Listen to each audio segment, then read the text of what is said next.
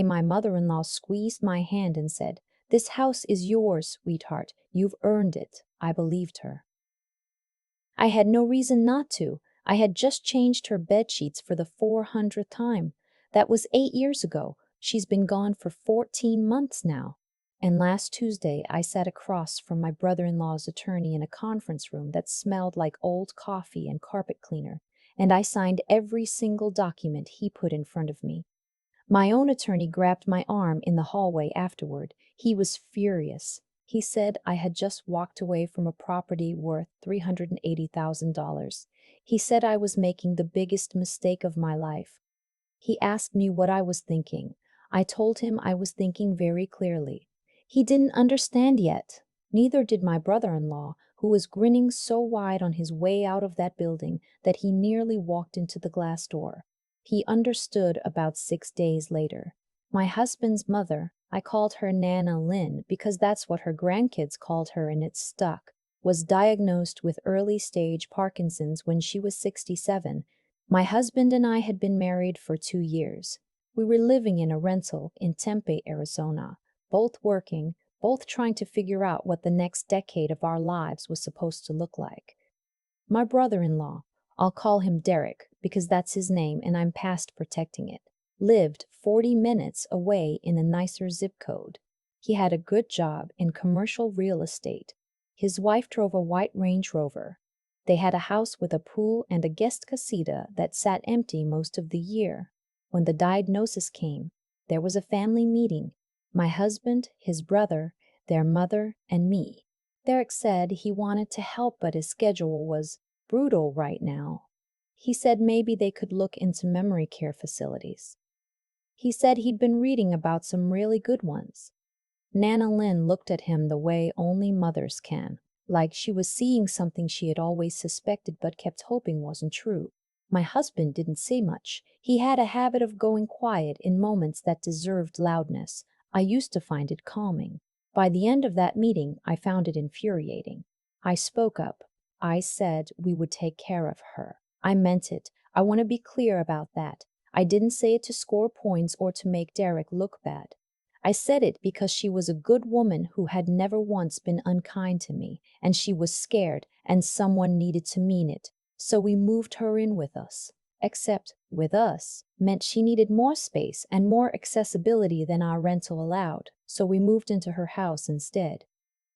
The house her late husband had paid off in 1991, a 4-bedroom ranch in Mesa with a wide doorway in the master bath and the yard she'd tended for 30 years. That was the arrangement. We would live there, care for her, and cover all the costs. She would get to stay in her home, surrounded by her things, her garden, the dog she'd had for 9 years. Derek didn't object to any of it. The first year was hard in the way that caregiving is always hard, relentlessly, quietly, invisibly hard. I kept my job, barely. I was a project coordinator for an architectural firm, mostly remote, which gave me flexibility I used every single day. My husband worked construction, up before 5, home by 4, and he would take over the moment he walked through the door so I could decompress, exercise, make dinner, breathe. We settled into a rhythm. Nana Lynn had good days and harder ones. On good days, she gardened. She told me stories about her husband, about my husband as a little boy, about the year she and a girlfriend drove to New Mexico on a whim because neither of them had ever seen real mountains. She was funny, sharp. She could do the Wednesday crossword faster than I could. On hard days, she couldn't find words she knew she knew. She would reach for them the way you reach for a glass in the dark. She never got angry about it. That was the part that got me most. She was so patient with herself, so steady. I paid the property taxes, the homeowner's insurance, the utilities, the HOA fees that Nana Lynn hadn't quite understood she'd been agreeing to since 2008. I had the HVAC serviced because it hadn't been touched in 6 years. I had the roof inspected.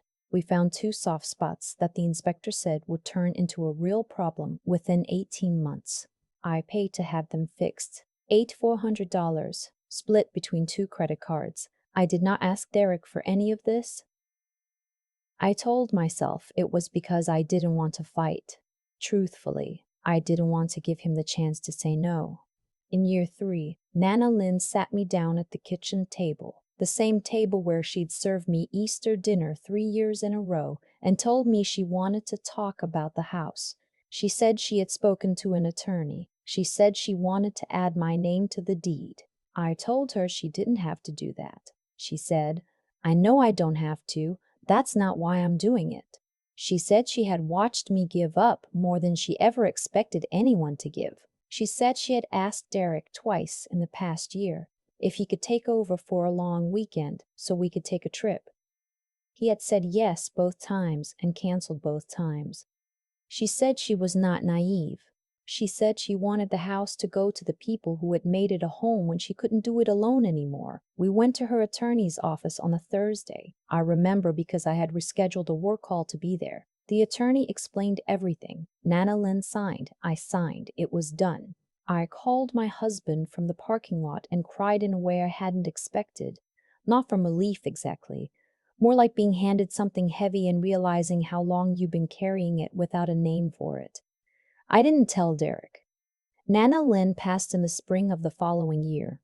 It was peaceful, which I know sounds like what people say, but I mean it practically. She was at home, in her own room, with her dog on the floor beside her and the window open because she liked the sound of the neighbors' wind chimes.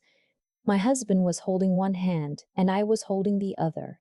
Derek arrived 40 minutes after she was gone. He said he'd hit traffic. The grief was its own thing, separate from everything that came after. I won't collapse it into a preamble for the legal drama. She deserved better than that. She was a real person who lived a real life, and I miss her in small, ordinary ways every day. The way she folded dish towels into perfect thirds, the way she always kept ginger candies in a bowl on the entry table. But after the funeral, Derek started asking questions.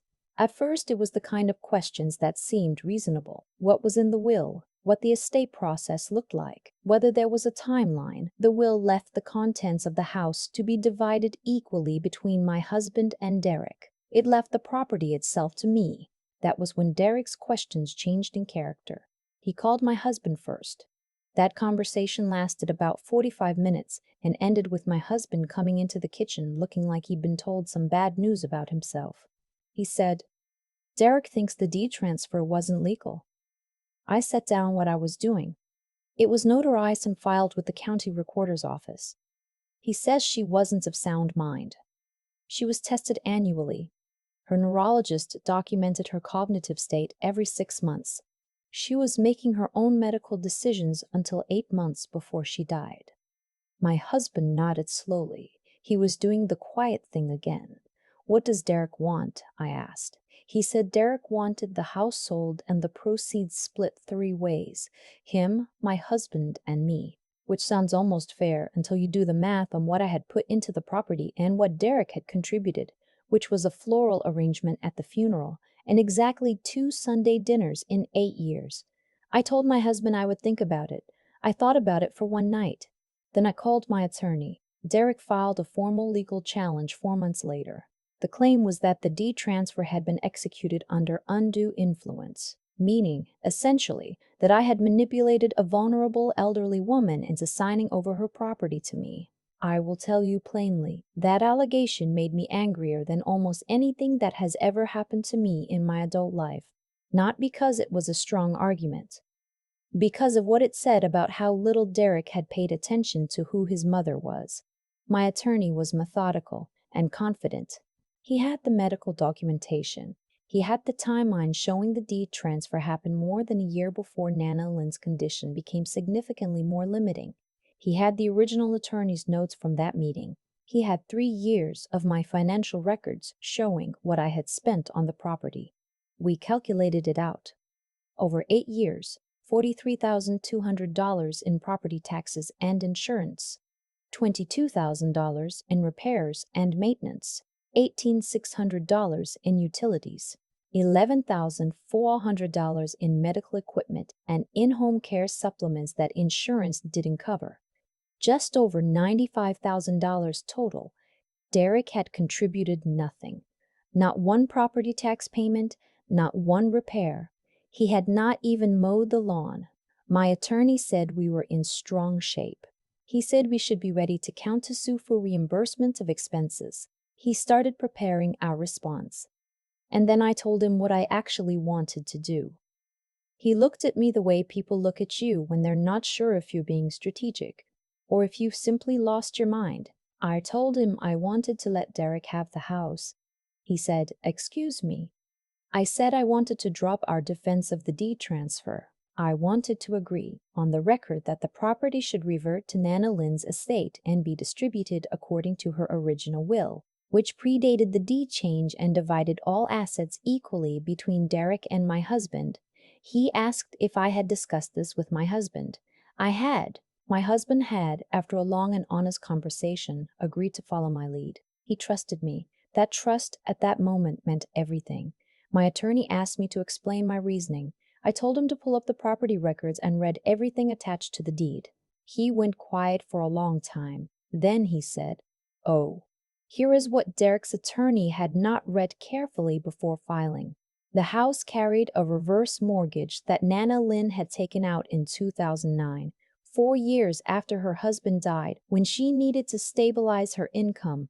By the time she passed, the outstanding balance was $214,000. Under the terms of a reverse mortgage, the balance becomes due in full when the homeowner dies or the property is sold. The heirs have a set window, typically 6 months, sometimes 12, to either pay off the balance or sell the property. On a house now valued at $395,000, that left roughly $181,000 in equity, before agent commissions, closing costs, and capital gains considerations. Split 2 ways, Derek and my husband, that was around $80,000 each. Not nothing, but not the windfall Derek had been imagining. There was also the matter of deferred maintenance. In the 18 months before she passed, when my own finances had tightened, I had been keeping a list. The HVAC was aging again. The water heater was original to a 2003 renovation. The back patio had a foundation crack that a structural engineer had flagged as something to monitor. The pool, which Nana Lynn had stopped using years ago but maintained anyway because she liked the way it looked, needed a full replaster.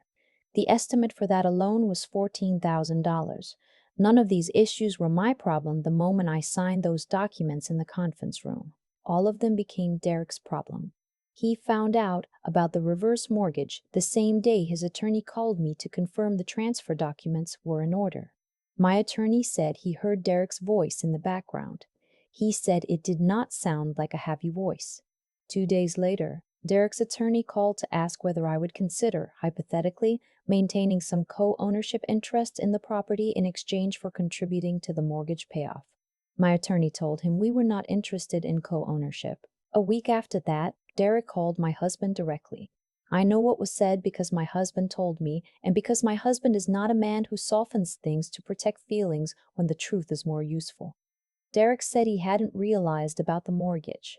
He said the numbers didn't work the way he thought. He said maybe they had all been too hasty. He said, and this is the part I keep returning to, that maybe I had actually been protecting the asset this whole time, and perhaps everyone owed me some credit for that. My husband said, "You should have thought about that 8 years ago." Then he hung up. The estate proceedings took another 4 months to finalize. Derek and my husband split the net proceeds from the sale after the reverse mortgage payoff, agent fees, and the HVAC replacement that had to happen before any buyer would touch it. They each received $61,000. My husband used part of his share to put a down payment on a house with me, a different house, one that is ours outright, with no history in the walls, no grief embedded in the floor plan, no complicated feelings about the kitchen table. Derek did not attend the closing on Nana Lynn's house. His attorney handled it. I think about Nana Lynn sometimes when I'm in our new kitchen, which gets good light in the mornings and has a windowsill deep enough for a few small plants. I think about what she would say about all of it. The lawsuit, the reverse mortgage, Derek's face when he found out. I think she would have said something dry and precise. She had that quality. She saw through things. What I kept, in the end, was not the house. It was the $95,000 in savings I did not have to hand back. It was the retirement account I had not touched during 8 years of stretched finances, now growing without interruption. It was the knowledge that I had cared for someone who deserved care, and that no judge, no filing, and no brother-in-law's attorney could rewrite what those 8 years had actually been. Derek wanted the house.